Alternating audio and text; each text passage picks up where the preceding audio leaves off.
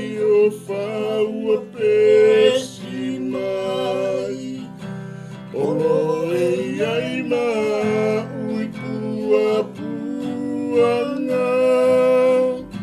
Oe o le tupu a sule i mea uma. O te file mupea, oe o lo atua. Oe o te mauai, ke miso uana oe,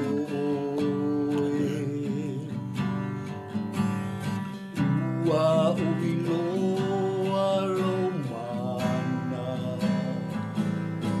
file mu matai tonu. Mea sisile tai o whaua pesi mai. Olo e ai ma ui pua puanga. Oe o le tupu e pule i mea uma. O te file mupea, oe o lo atua. Mea sisile tai o whaua pesi mai. Olo e ai ma ui pua puanga. Oe o le tupu e pule i mea uma. O te file mupea, oe o lo atua. Te file mu. Hallelujah. Oe o Lord lo Jesus. atua. Praise God, praise God, praise God. Yo e te ma. O oe la bolo matu malua papa. Matu te mawai le file mui te mi o popuanga. Whawhitai te le tama. Malo pule. Whawhitai ono soifua le olo re malosi. Amen. Whawhitai ono wai umanmanuia le ni asu no upo. Whawhitai o matu te mafuta. Pau tangata. Le au pa ia o reo kerisiano. I nea wanoa le leo matu no. Whawhitai ta mai lau upu lau afiong pa ia. Whawhitai lau tua wanoa. Whawhitai lau manatu mai tangata. Whawhitai lau whaamalo longa. Whawhitai tele ta mai mea uma wa i whaimut matu. Sauni ma ua. O omna me whenga wenga. Matu te tukwha whaksoa i lau upu. So swani mai o tama. Amen. So swani mai no matu le iloa. So swani mai no matu tomo wha. So swani mai no matu whinau matu savalinga ma o tama. A mata o tama nei pukalami. Ailo na matanga si o lufai. Anga leifo o tama. O inisi o mai mua mai. O lo tapua i mai ma mafuta mai. Pa i tuani mana lo ngā pa ia. Amen. Whawhiroa isi lo te mana onga o i lotu. Talo tama. Tato mo oe whamanuia le nei misiona. Amen. Whamanuia le i mato umalava. Amen. Ona o Yesu Keriso. Amen. Amen. Ia, ia le tua le ne fiafi. Le atu le nganga whaftai lau sunga. Si foi le lupe mua awa foi lo tatou watapu ma le tua i le ne fiafi. Eleri. Le atu whaftai lau sunga. Whaise au. Hai. Ia le ilo leo e whai ma sui o ma nei. Ia sui atu foi le amataina o tatou po kalame le nei aso sina vi inga mo le tua. Ia awa taimi whape nei. Ai, le ilo leo e whai ma sui o ma ua sunga ia Pastor Johnson Wapati ia malo nei tangata. Ia o te whaatalofa tuai i lau whaafonga lau whaasausaunga sa mua i le nei tū la le fiafi. Ia mangatu wa uma o na tali fo i malu po le tali le sua o le fiafi. Ia le fo ua tatou sa uni e tali fo i le whaaleanganga. Tatou fesiri i le atua. Ia awalo tatou me ai whaaleanganga i le nei fiafi. Patalo fatu le au whaingalue ngā le atua. La o tō whaiva o lo whaipea i le aso ma le aso. tuina o i tātou a meise lo tunu o Samoa i luma o fifonga o le atua. La o tō ngā luenga whai lea, mā lo le tau, mā lia toa ua mā lo tau, mā lo le whasoa, mā lo le unsa. Whawhelo ia tu fo i pāanga māsani. Le tātou Paul Kalame o le Global Kingdom, o le LAOAI le tupu, ia o lo ala atu i le ala ata, ia mai se fo i o penga ta whailangi a le Global Kingdom TV. Whawhelo ia tu ia te oe Samoa, o pa ia mo whaingatā o sā, ia e nuu e whatini o tau sala. Langona fo i le popoe, ia i se whale tonu o na la pea fo i leo le tātou mawhitanga. Ai tātou fasilipe i le tua. Ia awalo tātou mita. Ufa whelo ia tu i ta mamtina mātitua o loo. Whaia pele whaiva o tāpua inga i le aso ma le aso i mauta malawa. Wha malo i le whanau a onga i a lewa tu ua onga. I a longo winga. So soangi a mama dad. I le whainga fo i o au i te tonu o le ainga. Ta mamatina mātitua se wha malo i a te outou. Ia te ma ua le mingau ma le awa e wha ma loa tuai ia te outou. Ona o lo tau, o la outou tāpua inga lea a o le whaiva ia Samoa i ngā luenga e maise te tonu o tātou a inga. Ma lore le whai o le whaiva o le tāpua inga. Ia e wha pia fo ia wha whilo i atu i leo whai ngā luenga maise fo i seo mātou ta mawha le nganga sunga le toi ina ia wha ofu ngasu. Ia whapea fo i whatua i atise na su grey o lo o mawhai o nga mo mai nei Paul Kalame. Ia ma lau whainga luenga le alofa tūnoa. Ia whawhelo i atu i maa o nei i ate. Oi! Ia, ole! Whawhelo i atu i lau sunga i le whatonu. A lo lava le usa i mai lava i le tai au se i o le nei taimi. Ia o lo e ngā lue pea. Ia o lo sila fia i le atua lau ngā luenga whai pea i le aso ma le aso e tulilo ina lava. Ia vi ia le tua. Ma lo foi Paul Kalame le aso. Sunga i to ina ia le atinu. Sa fia ngai foi man Paul Kalame o le nei aso. Ia, mo whai ngā malolonga. Ia o le tato mata upu le aso le nei. Ia e whai ngō fie lava. E fua lava i le Paul Kalame. E fua i le mata upu. O le ala lenga mausu ai se pese whapea. Taimi foi le e iei whainga tāu leo langa o tangata. E whati mai pe au sami. O ngā whapole inga i lai o tangata. E iei teimi whapea. A tātou le sa uni la. Ia e whainga tā i o tātou whainga malanga. Amen. O le malosi anga o le tatalo. Amen.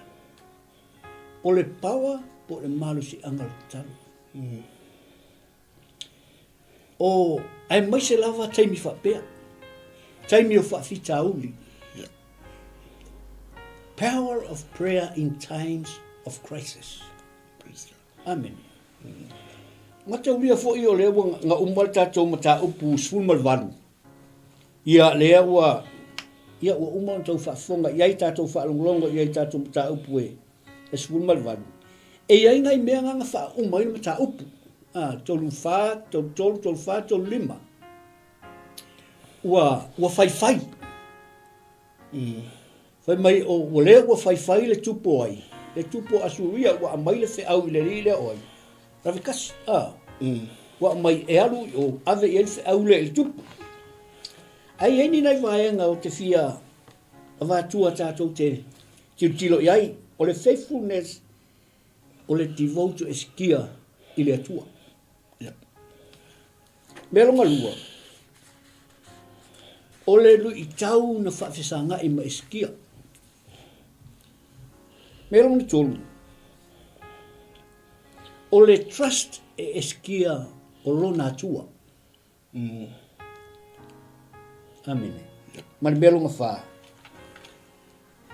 O le malusi anga o le tatalo i taimi whaingatā. Amen. Ia leri. Malusi anga o le tatalo i taimi whaingatā. I le whai upu e sfulmare, i le mata upu e sfulmare vani. Mai nga whai i ai ia le leo Lenga o mai ele tupu asuria. Ua fai ai. Ia eskia mo le nuu o le atua. Ia yuta. E pasta ka ko fai kauinga le fai upu mumua si fa paule il fai upu lima. Ia ona tatou oto ai le tatou mata upu a wai fai si umi ia pasta. Ia tatou o i vaenga onga fo i o mata upu. Ina ia fa fai ngofi ai le tatou mata upu i le fai upu e mua e stau i le lima o le lua le tupu o lona mata upu e sumaleiva. Tatou fai tai i ai. Ua fa alonga i ai le tupu e skia. Ona sei ai lea o ia o na ofu. Ua lava i le ie tala. Ona unu fale ai lea i le malu o le li. I le fale o le li. Ua na atu foi e lia kimo o le pule i le ainga. Ma se vena le tusi upu. A toa matoe ina o le au faitau langa. Ua lava i e tala. E o ane ia 𝚘𝚑𝚑𝚡 le atali o a mota. Ua la tau fai atu i a teia. O lo whapea o na whetalai mai o eskia. O le aso nei, o le aso o le puapuanga. Ma le ao inga, ma le fai. Aua o ngā whanau o tama. Ai le aisi mā rosi e whanau mai ai. A tonu e whaafonga mailo wa li i lo atua. I upu uma a Ravisaki. O le ua awina mai e le tupu asuria lonali. E fai i le atua soifua. Ma tau i atu i upu wa whaafonga ina e iova lotu. O lea ia e tatalo ai mo e ua tutoe. Ona o atu ai lea o una a tupu e skia ia 𝚘𝚑𝚑𝚗𝚑. Amen. Amen. I. O mai. Ia, leo tatou malmalama i whaitau lea. Mai le ua sau ia le whiau mai ia asuria. Amen. Mai le li leo Ravisaki. Alu e whai iai o whai iai le nu. Ma whai le li leo iskia. O whea tupu, o whea lo o tō atua. Whai mai, o whea lo o tō atua whai mai. Wālai onga e kamuka lepe lalo mea maua. Wa ngalang ka lepe lalo e eskia. Langa fwoi. O lai e lo ngā kua. E tāpua iai. A lea lau whai marikusia le li le whai iai. O whea fwoi lo ngā kua. E le ilawe ia Samaria. Le ngo laku whao Samaria. E o lawa isi atunu.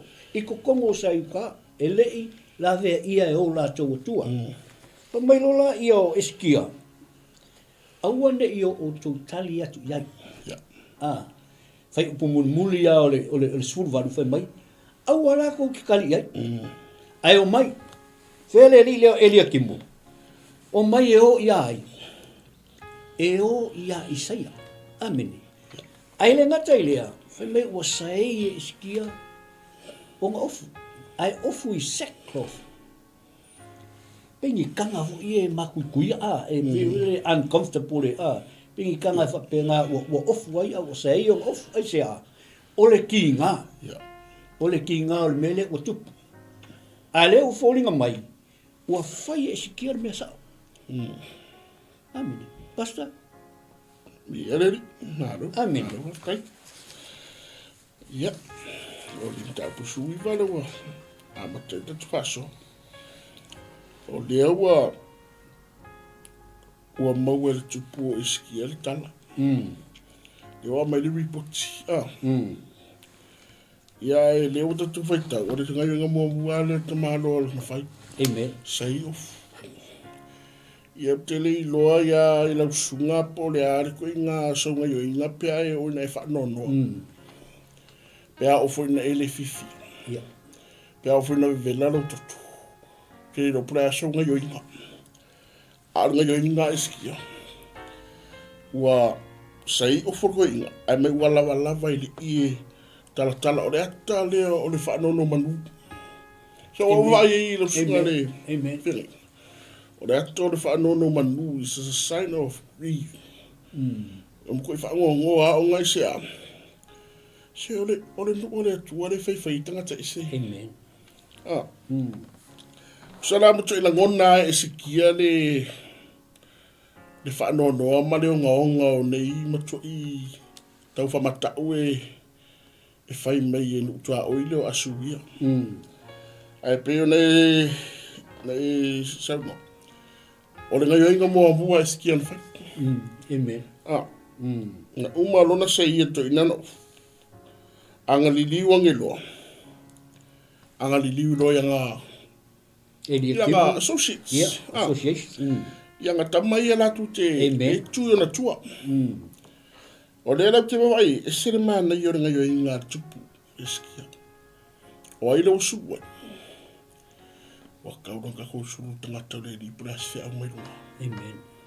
Ka kou sa ili manguia, ka kou sa ili e le tu. Nanga e o le isu le tu lai mai.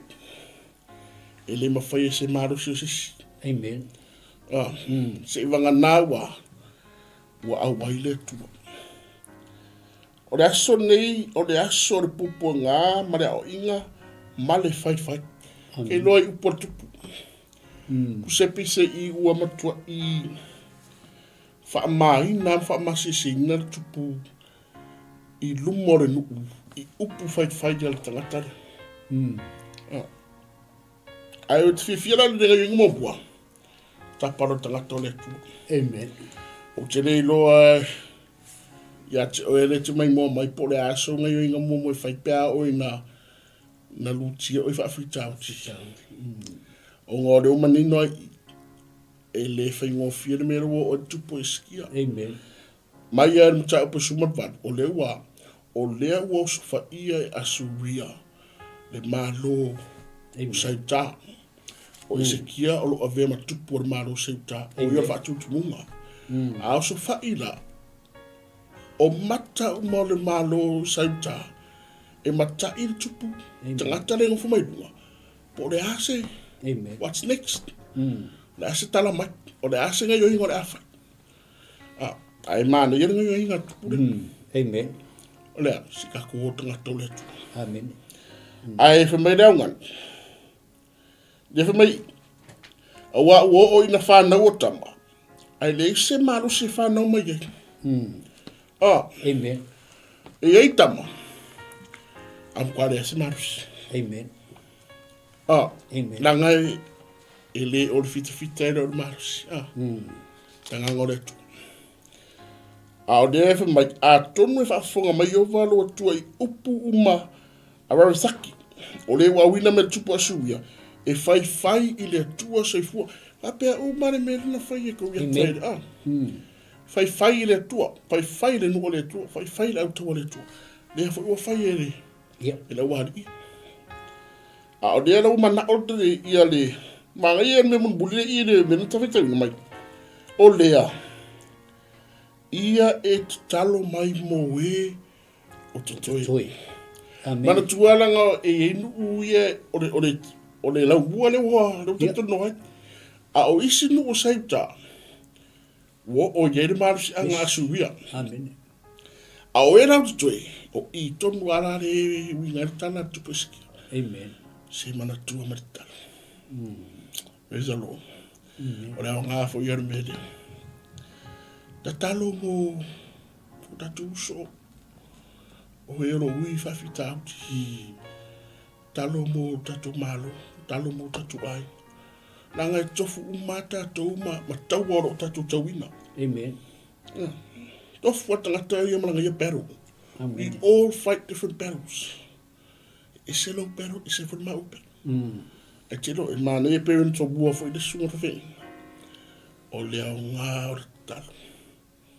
Ta, what you are. Pero sa ua ngā amatu matatu sunga. Amen. Amen. Sunga whawhi ngā basta. Manga ia i o melenga e tachi ai basta. Manga ia i e pe o le songa ka uanga mo ka kua.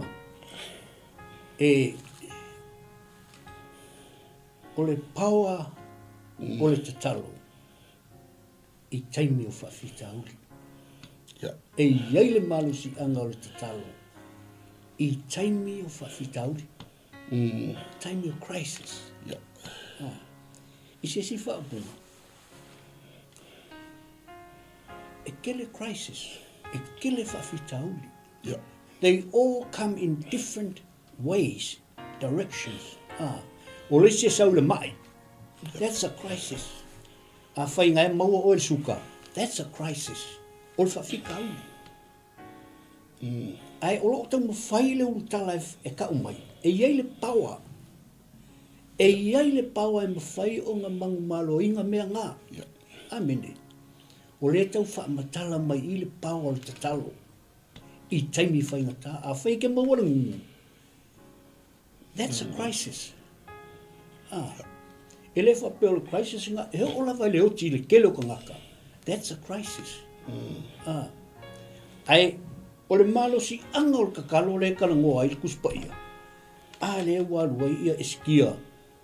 E ave ia le au tusi upu le au whaikauranga ia. Ave ma le awari ia. E o ia Isaia. E o ia Isaia. Whai ia Isaia. Le mea le wakupu o le crisis. O le crisis la. Le wa atatu wa le wa fa tusa esikia le mele wa tupu ia teia i le fa fine wa fa tosanga se tulo wa ia le ke leo me fa tusa ia e esikia wa fa tusa i le tina i le taimi fa tosanga ai o le fai lua o le kalangoa eskia i longa struggle. Pei o le teimi e tau mawhai ai le tina e au mai le tamaititi. O leo kalangoa ai eskia, whapero struggle le ai. O upu iau whai eskia, very smart, ai sea. Se i whaafufonga i ai le atua i langa karu. Kolu, o le kaime kiliva ai. O le taimi lea, mo whaakusa eskia, a whai e le kiliva inga e le tinale tamaititi, po le tama po le teine. E a whai inga i la umalola o saifu, pe ale mawhainga kiliva. O le ale winga, whai mai eskia, o lo ki ngā, my pain, e kalango ki ngā whinga. O mai eskia, wo u struggle, e le mawhai au ngā, ngā whaasanga tau ia asulia. Le kalango le struggle o whawhingi. Ai o mele whai mai kiliva. Mele tua, ngā o oe whai mai ia eskia, ngā o oe lava le tua mai whainga e kiliva i ngā. Leu kalango eskia roki. Aua atatu wawa iei tina tu lou o tau nea fiafi. A o inga whato sanga ma tau mwhai a maile ta mai titi a le mwhai. Whai mai fo mai, e a whai ngai le soifu o le tina. E a whai ngai mai soifu o le tamititi. Amen. Mea kongua le kalungua ia eskia. Leu mga o eskia, e whai le kua, e kiliva ia. He has no means. Wale aise a wala ia eskia e mawhai ai o ngā kiliva ngu. Pe o ngā wale o ngā le tua. Wa maua uma nu tu olo. O sai ta. Le wo ia la kisa. O whaalongo le eskia wha mai. Na le wo ia la kisa. Ko e lava o Yerusalema. But God has a plan. Longa winga ya, ka ua kele kalo. Amen. Ka sa walvari. Keu fi afe kwa mele o kwe vai. Wana au wina atu foi o Elia Kimo o le pule le aima. Ma se vena tusi upu. A toa matoi ina o le au fai taulanga. Se fōringa mai. O i tatu te loai. Le mamafa mana matau tia. O situation wa le kofu e tupu. Danga ele i malo loa asisi o. O tangata i au fai pinge o mai. Au wina. Le asisi ngofo. I tatu te loai. Ma kwa basi i mai umaloa se. Ia se ainga po se kalesia. Tatu i lolo la ia. Le tā ua ma le o ngau ngam tau. Pe whena le atare tu vai. Nga makwa i masi ia. Amen. Ia au whai pinge ia sauta. E o i tangata o le atua isai.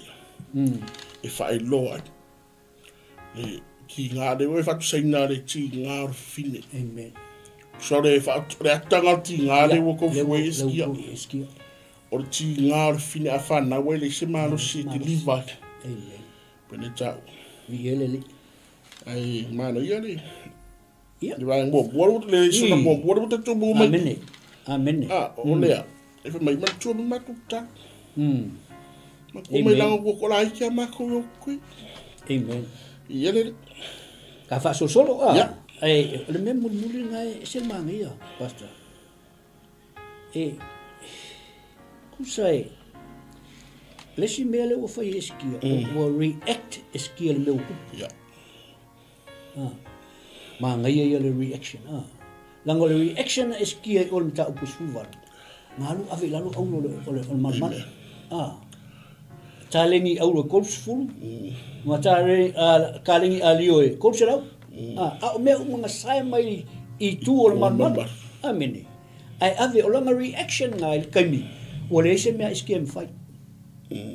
Amen. Ai volele se ngale reaction le wo il mta o pusuma le va. O makua. Langa foi au o kulanga le wo ia Jerusalem. O fa le kom. Ai he knew it. Ngai lo eskia. La me ke lo ngai lo eskia. O fa le kom Jerusalem. Ale wa ave o mango. Ele nga o ele nga o fai kaulanga pe nga o por kusup nga o umango ko ia inga nga o uma ia Isaia. Ai sea o nga le matu ia o le mea lea o whaalongo ia. Ai ka wha solo lola ia ile whai upo e ono male wha solo kua ia ilunga whai mai la ia o le vahanga lea le mea ngai so whai mai o ngā alu lea o le tupu i lea i le malu malu o alu I whea i le malu malu o le malu malu lea alu ia i le o te tonu apata ile o lea pa ia langa sa ele o ios whai kauranga kusa le ua alu outer courts o le malu malu amene o le whale o le esa ili le atua le nofuanga lea e makala mai mo ia o le makala mai le outer courts mo ai mo eskia kama le eskia la walu ia I la walu ia I my last resort amen awa o ia o le sala em fai ngalu ia le malmat amen famela ia ole o fai upo ngo mal fiku mai kusa lava wa o le wa ashua e avu e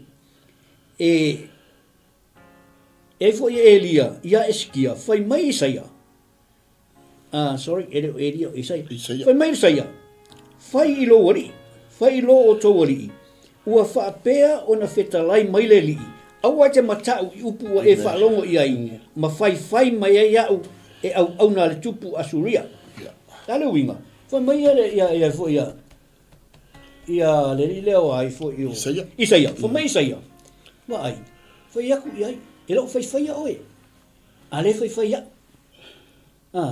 fai ole fai le tua ia Asuria amene mamela I ole menga soai o te tu ia I le nganga na te whaalongo fo I le tala o nga koe fo ia I lea malea I longa ngau amene ai o te fasioti fo ia te ia I pelu I lona lava nuku o le whekalenga lea le kua leu fai ia Isaia whaelo ia Isaia e fai a kua ia eskia amene kusa o leu assure la leu inga assure o confirm ua whaamauti noa Isaia ai sea meu whaamauti noa langa fo I ua fai eskia le mea sao amen praise the Lord o fai eskia le mele lei wa o le reaction eskia ame le vahanga le o ia Isaia ai alu ia le malmat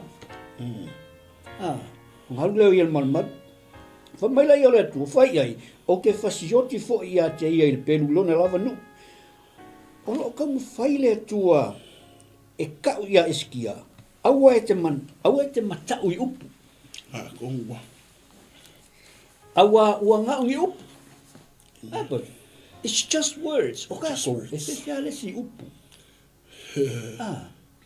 awa ele fe iskia ai sea because o langa reaction le fai ngalu ile tua. Trusting God in times of crisis. Kali kongu ile tua I timing fa fitau. Pa mai la ia. O le ka mfai le ku e ka ia eskia. Awa ke makau I upu. Wa e fa longo iai. Mai ara visaki. Ua ngaungi upu. Awa fo e ke fefe upu. Pau lava lau seek me. Amen. O lo kau fai fo le e ka iai. Pau lava lau me eskia fai. Sa ili mai au. Onga o kalia kwaile a leo tali le tua. Amen. Fa pia fo tatou. Po le ale ke le o le crisis luki fa feilo ia oi. Pa mai le tua seek me. Sa ili mai au. E ke mawa au. Pe a e sa ili mai malou loto ato. Malou nganga ato. Amen. Tata.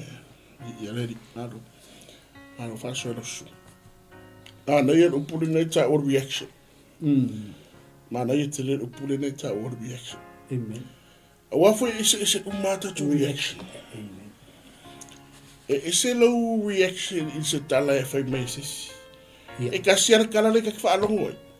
Ai ese umata reaction. A tonu e low reaction e te ata i le tala a. Yeah. A tonu foi reaction a. O te ita. A orfe a se singa fa malu si mutato. Marfe singi. How would you react? O le aso nga yoinga. O le aso minoi e te minoi e pēa o nga. Aru tia lo savaringa. Amen. Aru ka fōlanga. E o tatu wa ai. I le reaction man nga yoinga mani minoi e tupuro e skia. Awa a tatu wa ai. E se arporo kiki a suia. Yeah. Yeah. Ma por kiki nga me a suia. Yeah. O upu are, o le fue mai a ese ki e upu. Yeah. O upu matalo. Pe o strategy lea a tupu a suia. A le fue lau kaku vai le strategy foi ka kare o eskia. E se a strategy e se a ia le metutia a suia. E se foi metutia ka kare o eskia la ngana fe mai le te mta upu suwa barban. O tangata le sa savali mo le. Na savali mo na me tonu mo le tua. Le fue lau kaku vai i le binoi. Ma le strategy ma awala tangati sawad mo na mito aso ma ngai. Amen. Suru tangatu le tua are ma nai yo le sa ol me te supo. Amen. Sa o tangata supo. Abu sa o tangata o le o perfecta. Amen.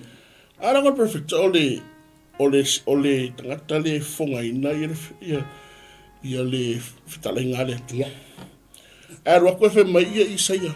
Fa mai le tua o ki fefe. Amen. To alo loto. Wa nga ongi upu. Pe foi la te mini. Ke roi. Se vai ara skiusiano. Amen.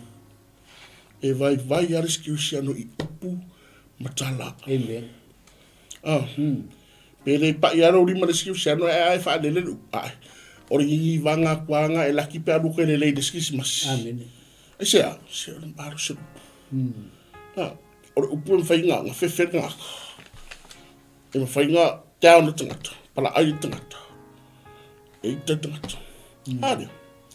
E wha mai letu, o ke pole. Ngai upura, e ro whaiwhaia oi. O re whaiwhaia ai.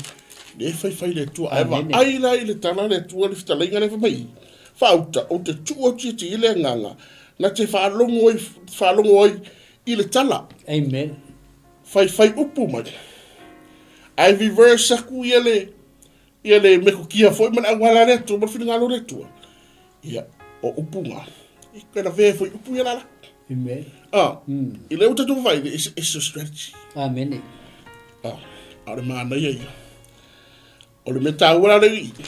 O wata tu te vai upu. Amen. Vai upu a. Le asis.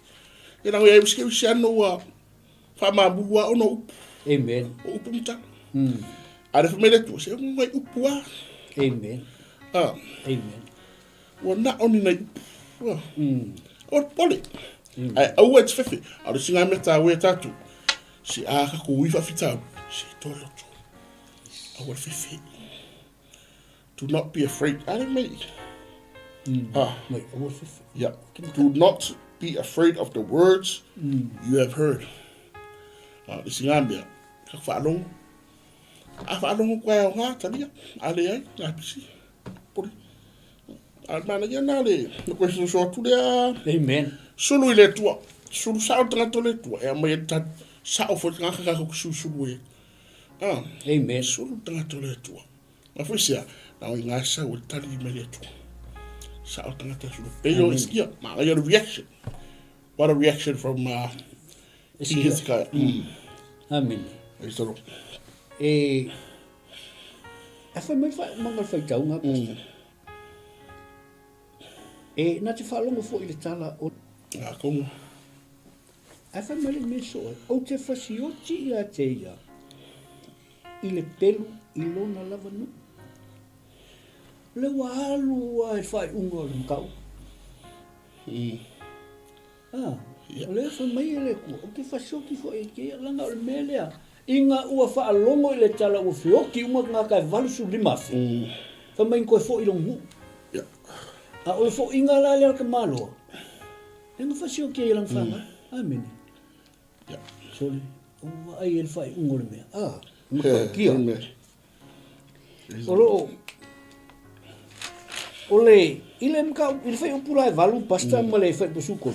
Valu disfuto. Olea ua koe fo I la saki. Ja. Le sai ifia. Sai sai uka. Le lau koe foi fia. Koe foi o le kupu I le pena. Fa mai o lau kau ai. Amene. A o iei la lava saki Jerusalema. Nga whaalongo asulia le kala ua o mai le au tau ai kupito. Ja. Fa mai o lau kau le au kupiko. I lalo o le pule a le tupu Ethiopia. Ja. Ethiopia. Ua, fa mai la ia, ua lata mai I le tui saute. O le kalango ai, wala kalaka I sauka. Amene. Kusa o le ua intervene e ai kupiko, le vale au ai. O sauka, markupo asuria. Amene. Kusa le ufa lave mai I. Amene. Le ua mai e kupito. Na fefe foi asuria. O le mea muli a le ang mao ai asuria. O le mai o I pito. That's the last thing. Even though, na pingi umai e foi asuria. Even though ai ole mea muli lava lenga mga o ia asuria o le lave mai o ai kupito ai o mai sauke le mea o iei sauka amene la tau ki tiro e pata I le vai Ma da ia le vai ngaro o te twaso. Wa ke ia asuria. Ia. Ya la le mo wai le kau ai ma. Me la le mo ke oi ma wa. Wa le saul plan ngo ko. Ia. O ro era u fasalave. Fasalave, ia. A re man nei o re to a re au tau o re tu. Amen. To a tupu iskia. A fui sea. Sa o ia me le ngaru iskia. Assure. Ma nei o puna ne tau. Ina ua sa ili malo iskia se tali me le tu. A re hua ikoi, pe aro fe mai. Ua assure. I assure you. Ia. You will come victorious. Ke roi. O le singa wha maru staua mo tatu. So se teimea kako ke oi le tua. Tatu te manmalo. Yes. Po o ai u whana ale fi. Sau mai le tu ma le tu. Ai ata tuoi le tua pe eskia. Langa ere kasi se fili lei. Ia. O no tua oi ei. Ai te roi. Am koe mawhanga eskia. A fuisia. Aru asua mai le tu. Whara mai le tu. O ke pole tau e au lau tau wa. God will fight our battle. Aru wa mo whaara. Mesi ni aru wa sila tu le tua. I le loto eskia. Le loto eskia. Loto eskia o le tua manonu. Yes. Maninoa. It's all about his people. Yeah. Aru mai le tu. Ke pole. Do not worry. Do not be afraid. God will fight our battle. O singa me mara ia si fa marusi e oi. Aba tu si fa marusi. E tau ele tu ta tu ta. Ara me tātou tō tātou loto. Tātou wawa ai le tua. Amen. Nā ngai singa kai mga tau le tua. Ai le varau le tua. Fie e mana tau le tua le taua. Ai le va ara fiu le tua wharangono ngā pe varau le tua. Le va pe. Varau le tua. Amen. E whaafonga mai. Ala sunga. Amen. Nā ngai ai o mea ngā pasta. E kau e le kua kaua mai Jerusalema. Ma ashua lava e le tua ia iskia. Lava. Kau ia o Jerusalema. Is a chosen city. Le lua lufa inga tupu. Ka poe unu fa konu. Ma filfili le kua lu lea. Ole ashua lea ia Ole assure le ia eskia. Because e defende le tua isala elu. Mo ia. Malanga au au ka vika. Amen. Winga lea. E makua mau ki ngoa lava. But you have. A fai e fai le pāte le kua. E fai fai lau pāte. E ke fiu kalo le tua e fa maloroses. Ale o fai le pāte al kangaka lea. E le esi me fa pena. E ke fiu. Ale o fai le pāte al kangaka lea. Ia. I don't believe e fa maloro e le tua. Nong winga ia, e kakaunga ngā lulu e fa tasi mea mole a. Mole le lei. Amen. I le fai upa sufa e suru hiva pasta. Fa mei ola kakalo e skia. Tau a pasta ki o rang. O ngai o le tano en me reo strategy. Man kore ngā mai kusi. Ia. Ai tatari o le tano rea skia. Na au mai le tusi e rau hati e rau hula ia. Ia, ia. Si a wakwara sa vali le re ringa eskia, tupu nga eskia. A o le makau kia yo upo tusi. Aua nei pelongia o e loa tua. Whai ngara au tangataru ese. Ngā tere tangtonu le tua eskia. Ue whatua tua iai, oro whapeani. E le tu ina Jerusalema i le lima o tupu a suia. Whautama ia. Amen. Wa e longona i mea ua whaia e tupu a suia i nu umalawa. Wa whaumatia lawa. Ai lawe ina e oe. Pena lawe ai e atua onu uie e ti la tou na whaumatia e u tama. Amen. O le nuku o ko sane, makarana, marasefa, a toa ma whanaunga e tena. Sai tilasa o whea o iai le tupu o a matu. Ma le tupu o a ripa. A toa ma le tupu le aio sewaima o ena ma iwa. Ia. O le tusi rea, o le tusi whatau whamata. Yes. Wewa, o le strategy aia. Strategy, ia. O le wa ma le tusi. Sorry. Wei, o gaming i. Ai, ngā punga runga live. Nga. Mene. Punga runga live. Awe roro whamata uri sanga te telefifia. Ai, ngā senetics. Pe vili telefon. Asola, ngā tusi. Yes. Awe sa o tusi tupu. A reu ka kuwa ai i, sorry. E whai asin kau ai maara wali i. Ia. O whea auange i perongia o ero atua na. Sorry. A o leo umantatu wawa ai, wa asua mei e le tua. Do not be afraid. O te whewhe. Te whewhe. Amen. Nā ngai re, oi ngai whamata ui hoa. A o lea fwoi la, koe, i si fwoi plane. Ia. Wa esi strategy wa mai. Leo wa fsila e. Again, le la lata tu wawa ai. O la sa reaction. Ana whapea fwoi rauta, ua ka mawangar kusi lea. O la sa to reaction. Amen. Ia waristanga ka, ngā kua i runga whio la whare no. Nā ngō i do, la e vai te tara re. So le wa mkua i wha amua lunga na me na tusi ia. So na whape mea, ele ase se la ve lima kupuli ngai. Yes. O whea kupua ra wali inga. Whea ngoi ai. A rewa mako ve umalatu.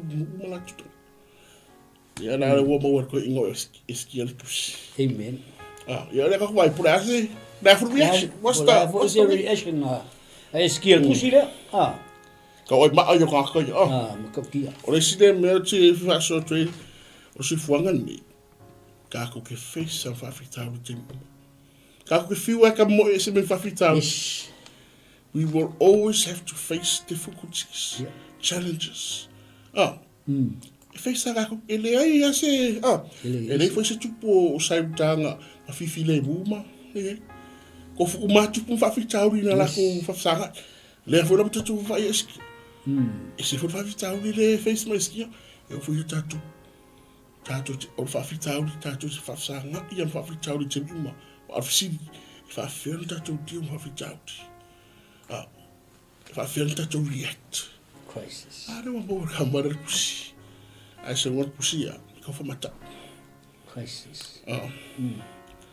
I come whatever I could scare biscuits. I know my mama, mother, why you let what it's a woman. Crisis. Yeah. Waka como whawhitau. Peo sa mo crisis every day. Yeah. Ole reaction o e ke react ai crisis le. Ole nga fo e crisis pasta. Makau ole crisis le ku pia eskia. Ole me mongia, ole me le ku pia eskia ole crisis. Yeah. Oi, o asulia. Yeah. Ma ese ku eskia el sul valun ku ai. Ai o sfulu iva. Wo ia swinga ile react. Wo ia swinga. O crisis, o fa fikau. Ai, e whawhiwhea o e mang maloinga crisis. E kakau na whain swinga. Changes. E o whakasi crisis ma changes. Swinga o lea, swinga o lo wolanga. Swinga o me te whaia. A tau sami kele ile whaspo masima e ke mawaring ila ngungu. Ia sui, a wako e kau sami po masima. O se whakai ka inga lata mai lava lea pasta. Whai ang whai pumas, ai kau sami la kapisi, ai ku pumas mais. Whai swinga. Crisis, you have to make changes. Inga ia, leo whai e skia. Wale koe alu e skia ia, e whai lalo mea aulole, o le paole, o le malmalu. A leo alu le kua. Changes. Changes. Different strategy. Yeah. Este foi la wale le wale e skia. Au le wala sili lea. Awala sili lea. O le kakalola lea iskia. Ngā halua iskia ma le kusi. Le ua halua iskia ma ave lea, le kusi. The issue here is the letter. O le issue o le letter. Ma halua iskia le kusi. O ngā ave le outer court o le man. Ave le kusi. Pamela ia, wala ko iskia. For fola tusi. That's powerful. Ke leo le whakukua ka māloa i le kua le wai ai. Wa halu fofola le tusi i luma o le ko. I luma o le li, kusa leo fofola i luma o le li. Le mea o loo popole ai. Whawhitau. Crisis. O le mele pole ai, crisis. Ei mase se senga mtatou. Trust God. I kaimi crisis, whawhitau. Kei lo whai mai pecha le mumua o lana tau poli ma whai po fitu. Ia tu uina atu ia te ia mea umatou te popole ai. Alea, leo ku e sele mecho le mele pasta. O te popole ai. Awa o loo manatu mai o ia te i tātou. Whamai ea. A watu ia te ia mea uma o loo tau popole ai, o le popole o eskia. O le ngu o le akua, sai uta, Israel. Amene. O le isi ula o kusi, lea la o fofola i luma wa, i luma o fofonga o le atua. E ngofo le atua e whai i lea, le whai unga. O le recent len kakalai eskia kusi, e ku i luma le auta koto le malu. Inga ia sila ia le atua, makango le atua, e resolve le tusi. Fa malkalo eskia le li. Le atua o Israel. O upu ko mo ia kalo eskia. Fa mai le li. O kupu Israel. Upu to mo ia. E fa mangaku ai le fenga inga le atua ma Israel covenant. ele ia se si me fa nga kumai o le covenant le tu mo Israel fa mai le li le tua o Israel there is a covenant here le menga wai le la wa le wala ku eskia fo le wa back wa back ile tua auange tu ua ona tangata don't leave forsake his people ole winga kong wala fa ma ku eskia le kua le li ile tua Israel e lau fe nga ma Israel ai aua e te tu ua o tangata do not forsake his people sorry kon kwa ma ngai pastor le a fa mai le fa mangal kusi o lava you are God ko mai ua nga oe you alone fisiri ese me fa ngatai le tu praise God. Ele ese me fa ngatai le tu fa mai ia le rile oskia o lava you are God ua na oe you alone fisiri mo ka ko ese me fa ngatai le tu una fai mo oe mo ita to basta Hello, praise the Lord. Reaction wa tato vai reaction da skia. Esse foi reaction to pure esse foi reaction to pure. Telo e tato wa este poi si che ela kusia ki pusa America la kure de tu si amen e ko piria ai non esse si sa follow mo de tu ali swap. Le mero face skia. Tato no reaction.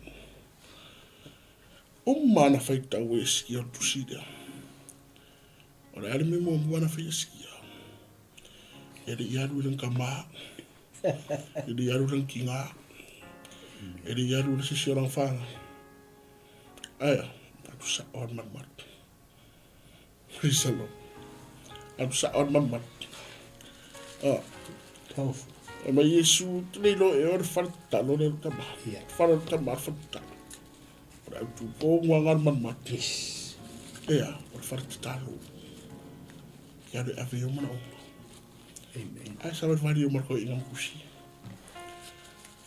Mana fai tau al tupu, fai tau lo male tu sida. Ere I fai kawas kusi upu po se sera wali io. Ea. Anga mana fai tau iskia. Fo fola iskia tusi. Fai tau lo le tu tusi. Heza lo le winga tala. Le kaplia. Ere ima wa iski skai mi. yes Did not waste any time. yeah Anga mawar kusi, okay.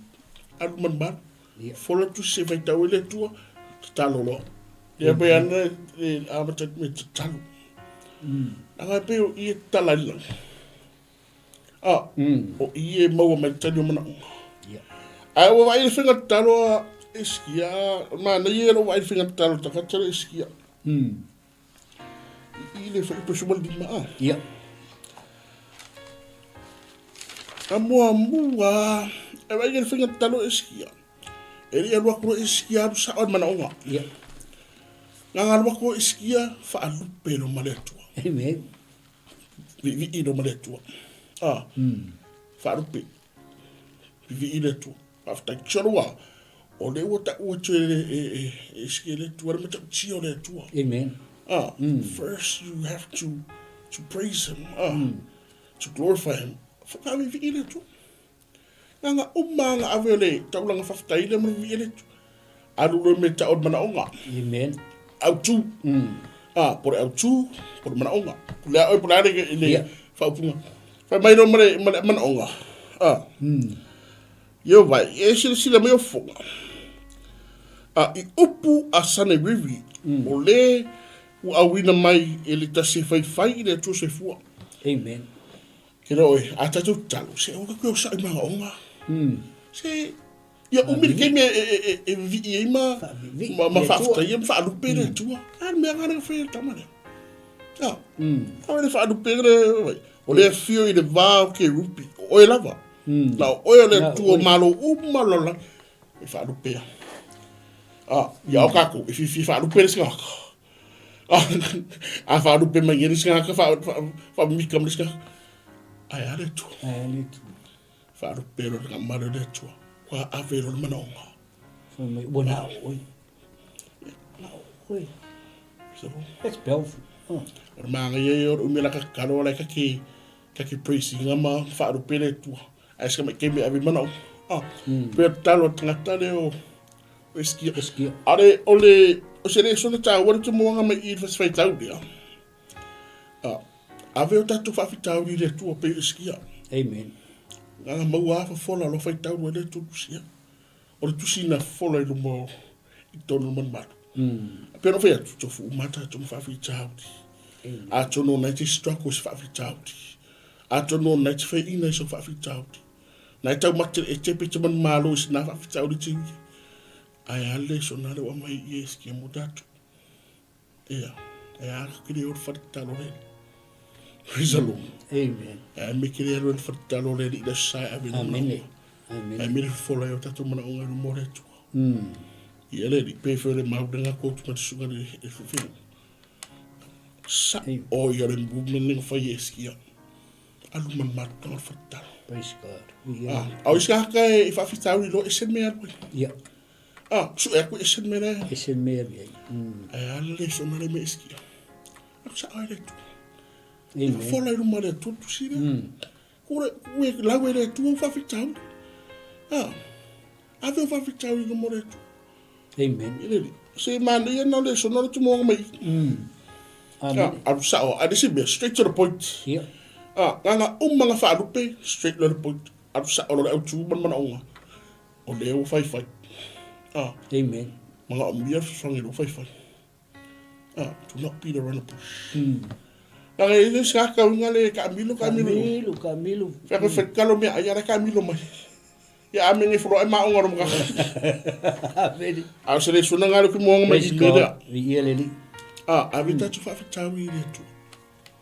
Nga ele ya mo mo ka nga le ska. Nga ma san nga ka ko mo ro mo ro fa fitawi.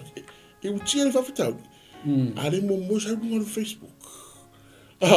Sa mo like. But I mean sa mo ile tu brother. Amen. Sa all me at right place, right time. Right movement, right reaction. I will follow the model to that to know. Amen. You alone. Merkala eskia, you alone.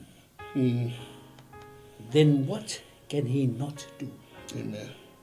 Mai ona oe lava, you alone. Yeah. Amen. E mai la ia le. Wa me eskia, leli I. Whaaola mai ia te mātou. Mana onga. Wain manga onga. Ina ia I loa I e mālo uma, o le lalolangi, o oe lava o le alii, o le atua, you alone. Ia I loa I e lalolangi, ua ngā o oe lava. E iai ese me ke le mo whai onga whai. Ma kua close ai eskia me lea kua malia al fingalo lea kua. I upu e whai eskia.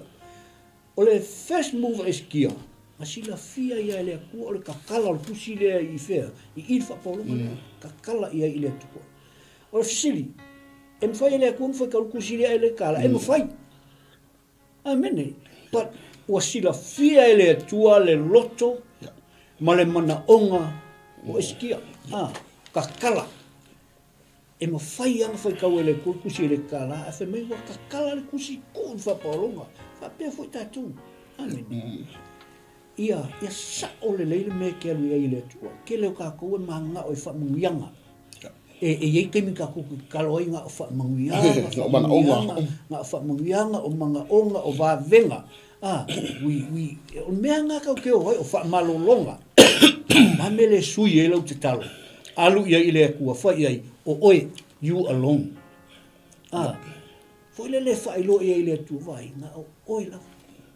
O oe la vai fai e ma fai le tu me un. Amen. Fo mai la ia. Ua fa longo I lau te talo. Ua o fa longo I lau te talo. Vai ngei fai upu nusu kasi nga fa mai. Wa fa longo la kalo. Ka wa kalo. Le nga kalo is ki ai sea. Wa le wa au mai le tali. Wa ino ia te oele tama fine tau posiona. Amen. Ka ua kele kalo le fai iskia. Le nga kalo fai au. Ai sea.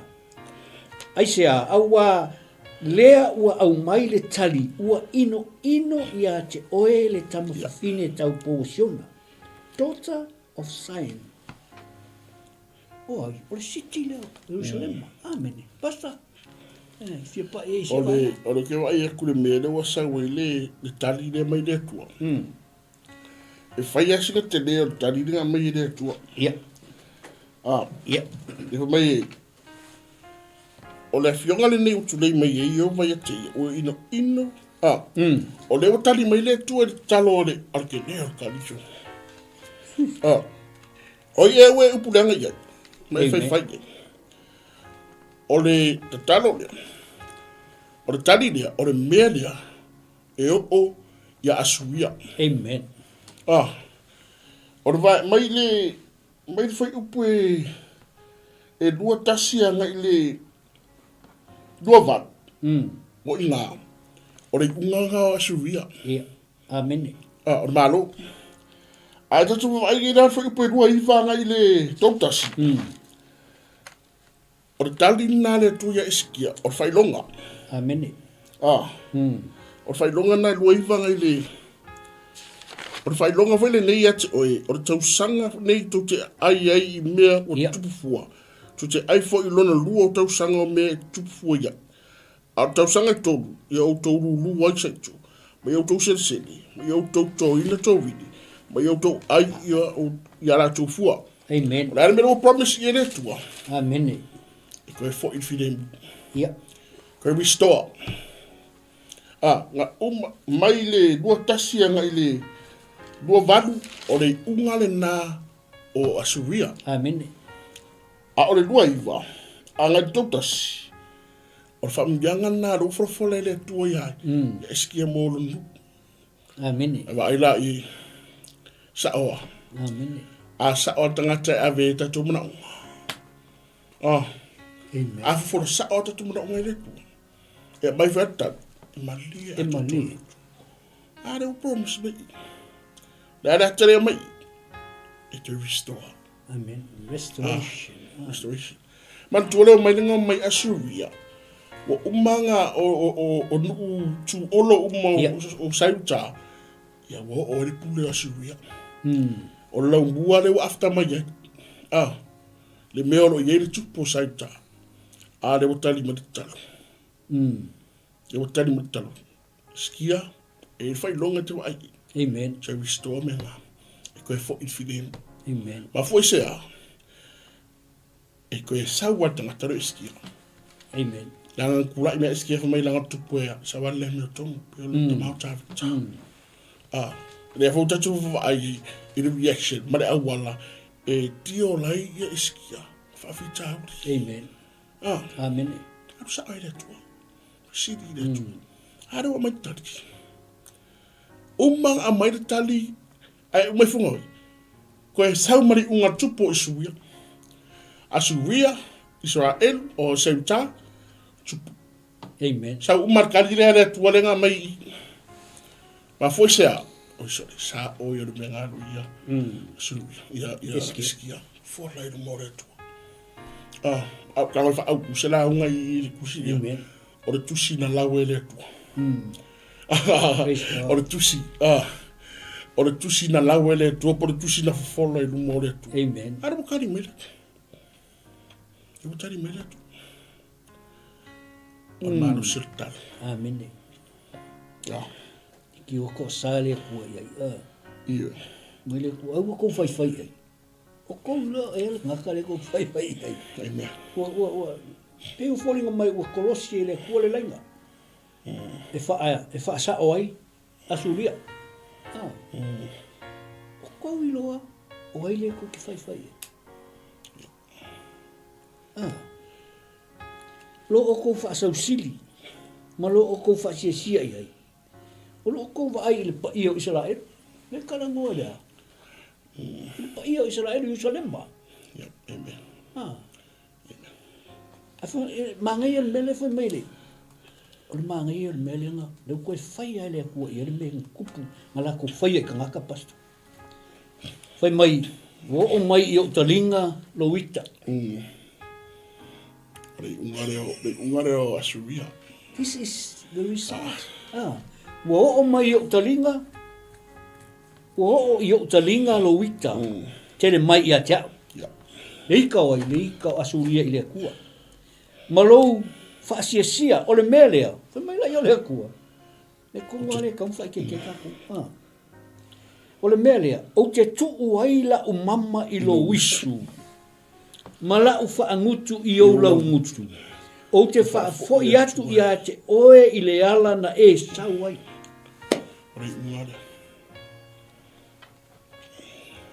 It's powerful langa.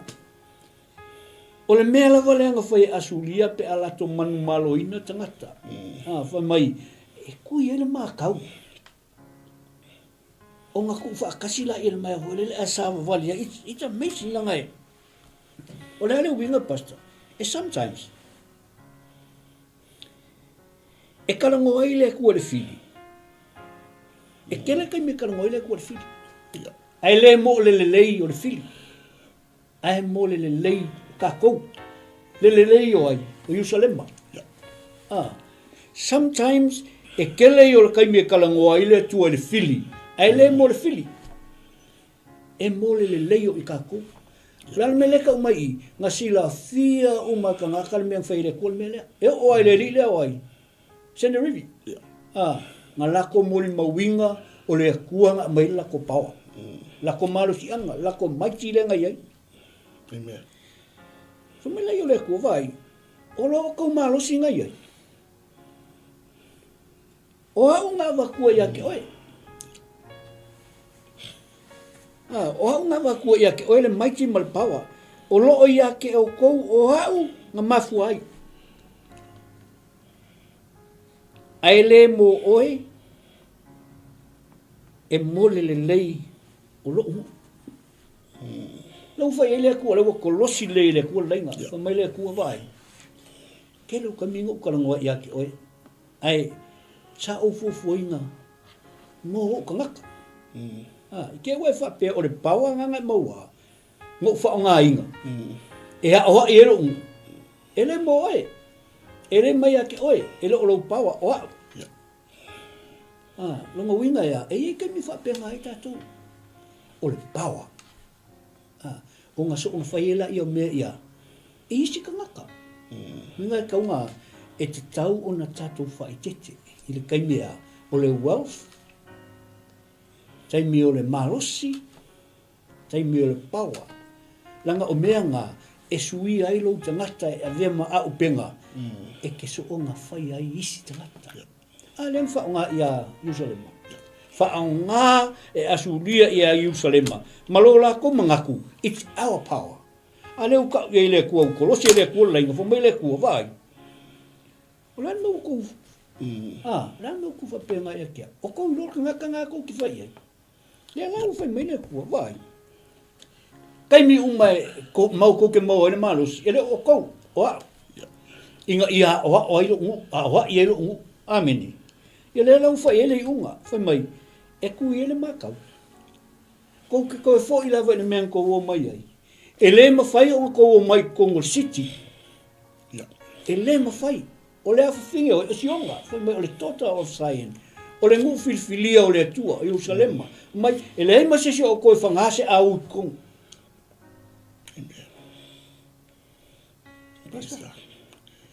E le manu maro o filia tātou. O le au tātou wawai i talare. O lo whai no mai e. E le manu maro o tātou filia ti tātou. Amen. Sia. Ngare i le tue ti tātou. Le weta uale bibitama le fefetio Asuria le latu maros. Maros. Kake loi ukotusi ngā mai. Ya. Amen. Mai wā. Wai fo mai umakupu ia. Amen. Fea ia tupu ia matu o isi malo ia. Wai fo mai. Nei masisi ngā lawe na vea ia tupu Asuria. Amen. Ai tatou wa ai lai toi upa te taloa aiskia. Eskia. O te ai oi atu e whaola mai ati mātou ai lona lima. Ina ia i loa i malo umalolangi. O oe lava o le atua. Na oe lava. Ala le utali mai le atua. Amen. Ala le utali mai le atua. Amen. Ia ai ta. Amen. Leo mana ungana iskia. Si i whai loa atu ai nutua o ia i whai mele tu. Ia. O oe a o le atua lala. Langi malala. Amen. Na oe a le atua moni. Ala le upromisi mai le atua i. Ia. O le unga leo lea. O le unga i o tangata whamaurunga. O unga i o tangata taura malama. Amen. O unga i o tangata whasausiti. Ia. Ko e fo i ane menga sawa. E te le manu malo. E te le tu vai tonu lau mua i o salima. Amen. Te le manu malo. Amen. Le uta tutu i loi. Tatu te manu malo a ono retu. Tatu te manu malo. Ono retu. Le uta tu wa vai le unga ai. Asuria. Amen. Le uta tu wa vai le unga ai. Te restore i o salima. Jerusalema. Te restore. Amen. Ma fue se a. Se la talo tangata le tu. E le tu la fo ine le tu o tangata. O le tu fo le tu tan mana. Amen. E fa fonga talo. O me ka koe. Sa ili le tu. Amen. Amen. I se bitia wala o fia pa i koe le. Ile tolu hua pasta pe. I.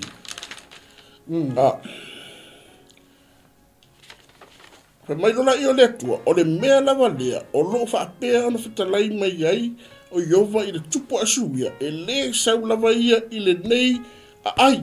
Amen. E le whana mai fo se u, e le sau fo o ia, ma se tata, e le tanu fo i, ai fo i se mea, mauti iti e. Ai lai mea whatui. The enemy cannot defeat us. Tātou te manu malo.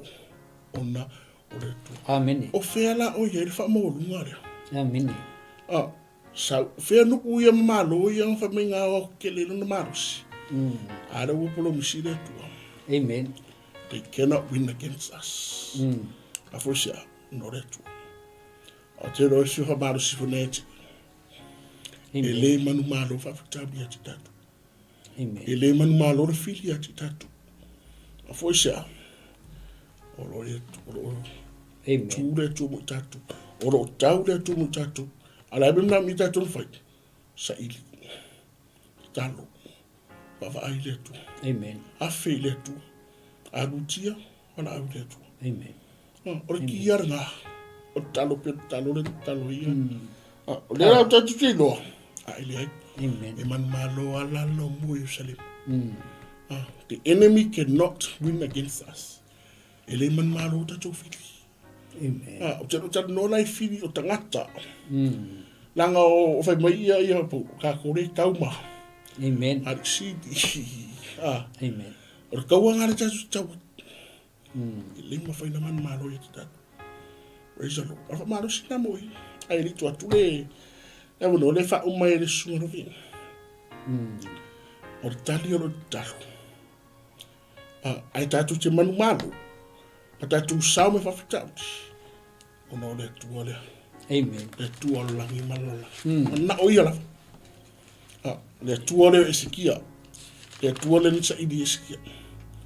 Le tua lea wala au esikia. Le tua lea nisa talo esikia. Le tua esikia. Le tua o Isaia. O le tua o Sauta. Le tua o Israel. Enemy cannot win. Praise the Lord. Amen. Malo pasta. Tai malo le. Ma ngai ai o mele o etele no ai. E foi mai. I will defend this city. For my own sake. For my sake. And for the sake of my servant David. Pa mai le kua. O ke defending le city lea. Fai mai sangerivi. O ke lor me ke ngofu ai, o lau alu, mo lau sau. Ai, e ke koe foi ale menga e sau ai. E ke le sa vali ko kongo city lea. Langa, O hau le defending al city le. E o lava I se ua ke whanga e le mawhai, o le mea mongi lava. O fia kango a ia singe rivi ia Jerusalema. But, ua makua li liu al mawhau singe rivi ua kalikongu. Wai leo kalikongu o le mwhainga tek. Wai ei longa mangaku I le kua o le mawhai la e sa ora. O le malosi le ngai a kia, e mai a ke ia. E mai le tua. E o lava I le fili. O isala e le wakari kong wangai loa sa ola o le malosi le ngai a le anga o malosi e maua umara kangaka o lalang e mai le atua le kua le wai e skia whamailo la ia o le kua I will defend the tutor of Zion ai sea langa o filfilia I chose Amen Whamaila ia, it's for my sake. Mala o ngawai, o ka vika. Amen. Lea nga promise ai le tua, ngake defendinga lava Jerusalema. Amen. Langa o le tua, e defend longa mamalu. His glory is in Jerusalem. Langa whamai, ole a ai na ia Filifilia. Amen. E manga o le tua e iai se tātou mafutanga. E mana o fo I le tua iai se tātou mafutanga vāvāla rata. O le kala le nuta upusuma le iwa. Ko ka uma iai le tāua o le pawa o le malosi anga o le tatalo I taimi whaingatā. Amen. There is no other way for us I kaimioa o crisis o le tatalo. Alu sa o lava I le atua. Aua ke alu sa o iai ala kuaku I alu mga onga. Alu e whavivi I le atua. Whai au fora sanga fo e ke fora sanga I ufa sa moa I isi makai, isi fora pon. Fora I ailonga le leimalonga makaukia. A ka kou kele aina te talo a kuroa alu sa o iai. O le atua e poto, o le atua foi, o le atua e alofa, e whaafafonga le atua I lau te talo, pe a e te talo I ai malo loto atua, mau manatu atua, I kaimi o whaafita uska, mele e skiang whan. Amene. Samoa, o le tatou pokalame lea. O le tatou pokalame ia e tatou te whaasoa ai, ma tātou loa I le lei o le atua. E au ngā mo oe, e au ngā mo I maua, e le whapea, ua iai se ato toa I ate I maua le ai. Ai mātou te muli atu le ngā mawhaftai I lau whasausau ma nia fiafi ma lau on sae mai, ai mai se fo I lau mafuta mai. Whaftai lea ua I ule tātou fiafia, ua māngai e fo I kako whasoa, ai o le mātou talo, I anga leile tua. Fai ngā malolonga ne fiafi. Ia, vai aso fou, te tai eilo so I fua, so mātou ola, I le aso fua o le anga lua I foi, I le sunga ia maiku ma le to ina ia le atinu, ia ona tātou toi whailoa I foi le I le serulu li taimi masani, ai I le neitu la, ia e mātou te wha, to wha atu o le atu le auna, fai se tātou talo. Ia, ona tātou wha mawai ei lea whaftai. Whaftai tere lau tamailo. Aftai lo fa manatu, aftai lo taulongolong, aftai lo musmusu. Amen. Aftai lo fa ilo mai, kalau uputa mare taua, o mato maftanga ma oi, ana I wala ai watu dita, ana de sailinga yatu. Aftai o mato mauti no matatu. Yes. Mato te manu malo I me uma o no oi. Faftai te. Wala au tama. O ma paanga, o me mai. Tino ke riso tu e fio ni lola. Whaftai E iai, le usosoani ngapa. Whamarosia loto e au na moe. Amen. Whamarosia nganga e finau ma savali pe moe. Amen. A man matou feisi man whapea tu leo matou lava o una leo ngā. Amen. Tu mauru matou whatau waa. Whaftai A ia moa lunga ma fu ia tu lovi inga tama. Whamanuia mai o tamani nia fiafi. Whamanuia le misiona Global Kingdom TV. Lau o nga ma whatua e mana usolo ngā lue ni miso. Whamanuia Samoa si matua tunu pele, i ngā mālo, tanga tānu, so stafol ni lolang, tu loi ne roro whatuno. Whamanuia tino ke research o e fia ni lolang ta mā, whamaro si o la tolo tomo, e mātua wana au lonu pa i o Israelu, iai ta mā o whamaru o whaola, ola vea, leo ta mā i lo aipa ia, leo Jerusalema, leo ta mā i a pā o lo aipa ia, maoda tangata, anga le e ta mā. Whamangalo i mātu o mātu semo mātu le. Amene. Fo ia tia tia elovi inga nei si o whawa.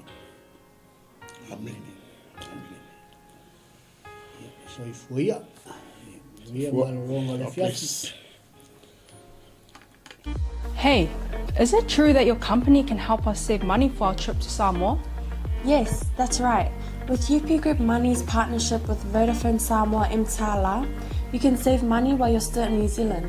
You'll need to register with UP Group Money to receive a Vodafone SIM. Once you have your Vodafone Samoa SIM, you can start sending money to yourself through your UP Group Money account to your 𝚘𝚘𝚙𝚢 account. You can only withdraw your savings when you're in Samoa.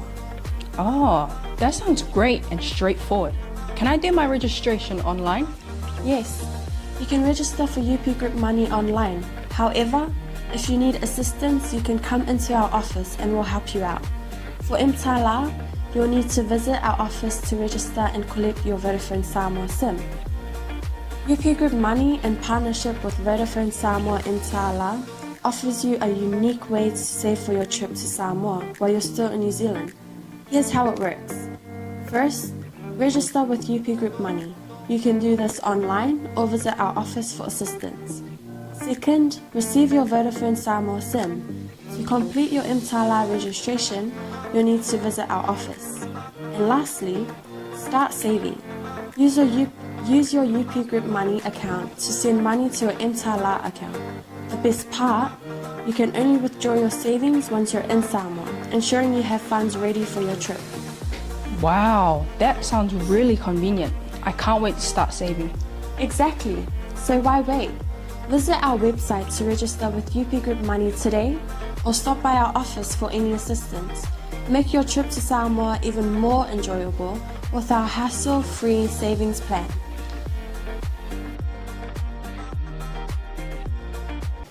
Hey sis, where are you going? Oh, I'm just heading out to find a place to send money to my uncle in Samoa. Oh, why waste time and petrol? You can use UP Group Money. You can send money to Samoa and it's really fast. Really? Yeah. Can I sign up online? Yeah, it's really simple. Sweet, I'll do it now. Okay, bye. Bye. Sending money to your loved ones in Samoa has never been easier with the UP Group Money Transfer. Our service allows you to transfer money quickly and securely from the comfort of your home or anywhere in New Zealand.